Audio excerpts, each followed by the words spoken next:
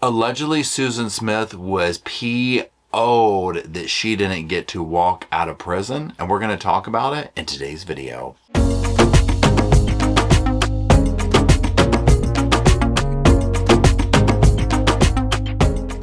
Hello, Sofa Squad, and welcome back to the sofa. Sofa's still back there.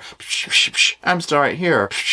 Bo and Luke are running around the house somewhere. My name is Paul if you're new to the channel. If you're not new to the channel, my name is still Paul. Now, what we're going to be doing today is we're going to be talking about, very quick update. This will be another short video, but this is another one of those things that several of you sent me this article, and so we're just going to talk about it, and that's about Susan Smith. If you remember, recently Susan Smith went up for parole for the first time in 30 years. Instantly denied, as if that was even like ever going to be an option. Very emotional parole hearing. They did air it. We were able to see the family, friends, former prosecutors, lots of people speak out against Susan and the idea of letting her out and the damage that she has done to their lives that still remains decades later. Now, this article has come out from an onlooker that, was, I guess, there, something, I'm not sure, but is talking about Susan's reaction to being denied parole. So what we'll do for this video is we're just going to go over this article, talk about some thoughts in general on it, kind of go back over some things that I've sifted through, having, taken about a week or so from that parole hearing to go over. So what we'll start with is I'm just going to put the article headline up here on the screen. You'll see this is from U.S. News, and it says, killer mom Susan Smith denied parole after she sobbed and begged to be let out, but still refused to accept responsibility for all her crimes. This is by Steve Helling. Now, the one thing I wanted to start off with this article here is this just kind of summing up what took place. Yes, like I said, this was her first time to go for parole in 30 years. She will be able to go up again like in the next 2 years or whatever. Now, like I said just a moment ago, she was instantly denied. She cried, she begged, she sobbed. But the main thing here is that headline of, but refused to accept responsibility. Now, remember, she and the little thing up there when they were questioning her, and they brought up some of her former incidences. And if you go to the last little paragraph here on this page, it says Smith has faced disciplinary action several times in prison, including 2 separate S encounters with corrections officers, self-harm, possession of marijuana, and most recently for giving contact information of her family and her ex-husband to a documentary producer. Now, in the hearing that we watched,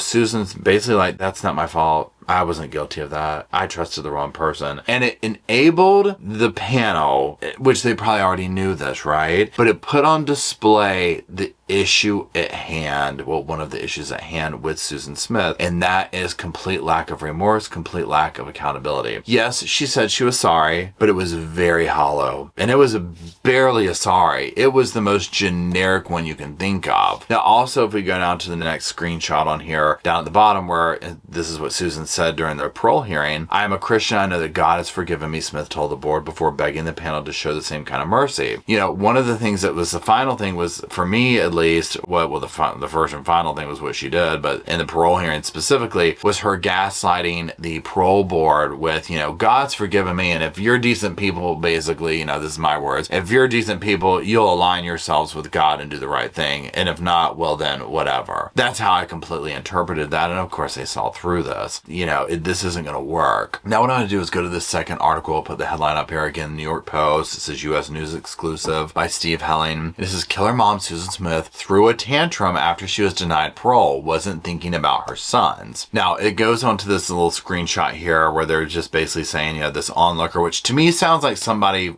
at the correctional center, maybe another inmate or whatever, but it says that when she was returned to her prison cell, and I'm going to quote the article, it's the middle paragraph, she was pissed, said an onlooker at Leith Correctional Institution in Greenwood, South Carolina. She was angry, crying, waving her hands, very agitated. It looked like she threw a tantrum. Now, continuing on there, it says, she didn't get much sympathy from her fellow inmates, and to quote this, source again, they say, the girls pretty much all think it's funny, says the onlooker. She walked around here like she rules the roost. Guess what? You don't. You're just like everybody else. Then they go on to this thing here in the next little slide. It says, I don't think she was thinking about her sons at all yesterday. She was just clearly thinking about herself. And now this is the root issue of this. One of the shocking things in this case, obviously, is first and foremost the case itself, what she did. Remember, she rolled her sons into a lake, claimed that a black man hijacked her car and took the boys, and, I don't know what she thought she was going to do about that, right? So she would definitely have an innocent man in prison or her on death row or already dead at this point if she could have gotten away with it. But then she lied on camera, did this, that, and the other, whatnot. So this was 30 years later. This is going to be one of the first times that you've had 30 years to reflect. Now, one of the most powerful things that I heard in that testimony from some of the victims and the boy's father himself was when he said, if she got out today, it would be like 15 years for each of the boys' lives. And they're worth more than that. It gives me goosebumps. And that really brought that home, because when you think of it in those terms, it's like,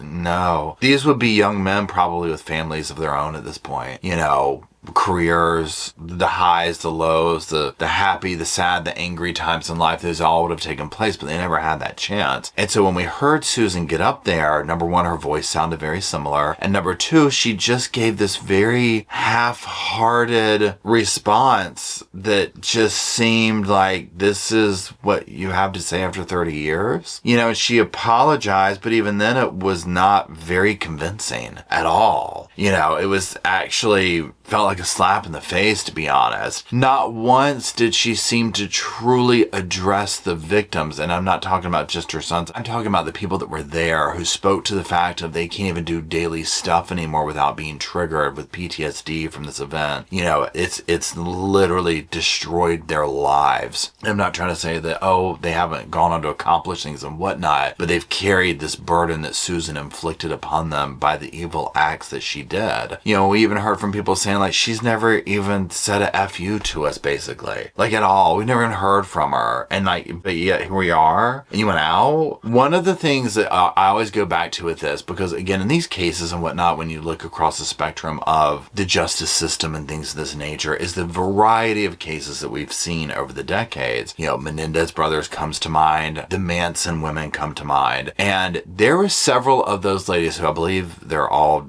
deceased at this point, that got up there, parole after parole, never got out year after year. People who had done far worse had gotten out, right? But obviously politically and what they did was so terrible. And there was a couple of them that I was like, you know what? I believe that they would not do this. I believe they've changed. You know, I truly believe that, right? You can see their actions, what they've done, the things they've accomplished and whatnot. Does that mean they need to get out? I mean, again, that crime was so heinous, you know, but this isn't about Manson. But, you know, seeing defendants get up who you can tell behind bars, it's like, oh, whoa, like this person's done a lot, right? And then you have to go to the context of the crime. Well, one of the things that stuck out to me with Susan is it was like, okay, well, she's done a little bit of this and that, but nothing substantial. She's just kind of floundered behind bars. And the little bit that we hear about people that know her talk about her like she kind of thinks she's a celebrity, you know? And there is a level of infamy, obviously, that comes with it. But I mean, let's be honest, this is not something that you want to be known for, right? Now, obviously, even if Susan, it was like, well, you know, she saved 50 inmates with mouth-to-mouth resuscitation and split the sea and walked on water and did all this. Okay, great. Now, okay, so what did she do, though? Why did she end up in here? And when you go over the crime, it's so disturbing and so jarring on so many levels.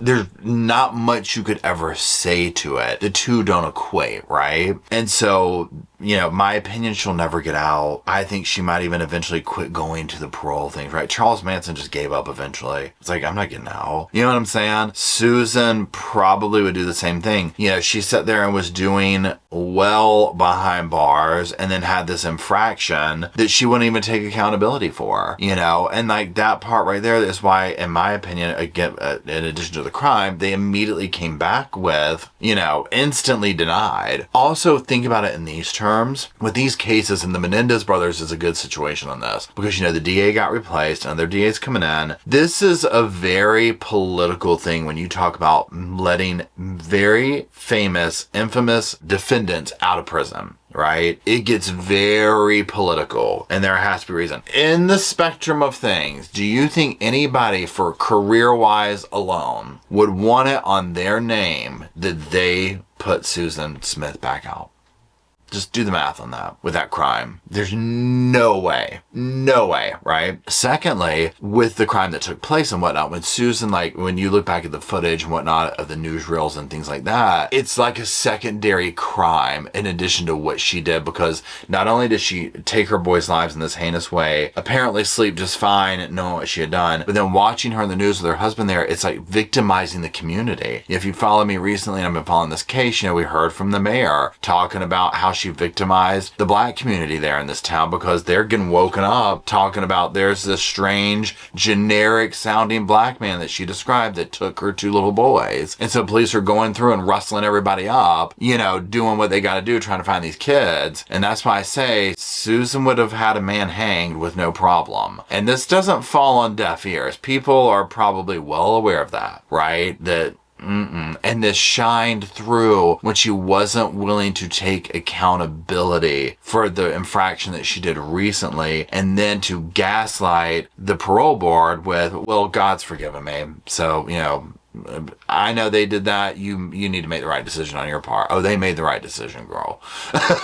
Right? They made the right decision. So yeah, this doesn't surprise me at all that she was upset. Take everything else aside from like what she did, all this kind of stuff. At the end of the day, of course she doesn't want to be in prison. Who would, right? It doesn't matter what you did. Nobody wants to be in there. You know what I'm saying? So it's like, I get it, right? Of course you want to get out. That's just normal. So it's like, I understand that. You're going to try and give it a shot. But in that spectrum of things, it's like, you haven't brought enough to the table, Susan. Again, her husband summed it up perfectly. That would be 15 years per life of each boy. That doesn't cut it. And then to look at the evidence from behind bars, the negative speaks louder than the positive. She hasn't done that much behind bars, except get in more trouble. You know, again, just like with the Casey Anthony thing, Susan, we're all broken in some way. We all have our damages. We all have our scars from life. It is what it is. When you get into this spectrum of things, of people, Susan Smith, Casey Anthony, Diane Downs, could name countless, you know, Jeffrey Dahmer, Charles Manson, all these people, right? It's a different broken, a different damage than the average person. Okay, and how they deal with it and whatnot. And so when you're talking about a broken and damagedness of Susan Smith, this is vastly different than your regular person who's got their own scars and battle wounds from life, but is going out and doing, you know, going to work and taking care of the kids and putting food on the table and this kind of stuff, right? I mean, this is,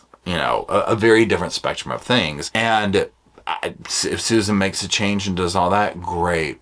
Wonderful. Probably best to do it from behind bars. Do I think Susan would go out and put kids in the back of a car and do this again and this exact thing? Probably not. Do I think that Susan, in a moment of desperateness and emotional turmoil, would do something incredibly stupid that could harm somebody else? 100%. 100%. Even if you break it down to the level of what Casey Anthony just did, where she infiltrated that dude's marriage, stole him away, and then dumped him. This is the kind of BS that I would see Susan doing, right? And if something absolutely desperate came upon her, well, there's no telling.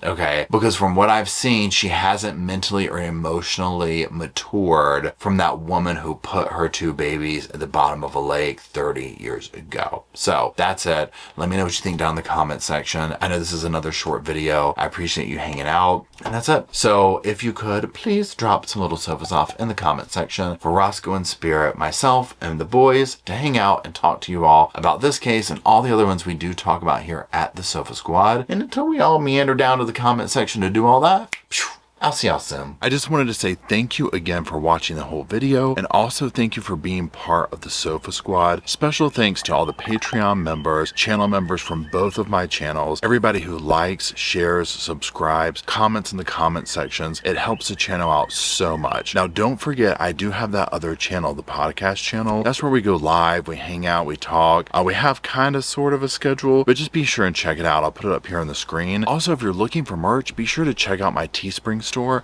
I'll put that up here. And then, like I said in the beginning of the video, if you want to follow me and Rosco on the Instagram, go on, check it out. It's right here on the screen again. But once again, thank you very much. I really appreciate you being part of the Sofa Squad, and I'll see you in the next video.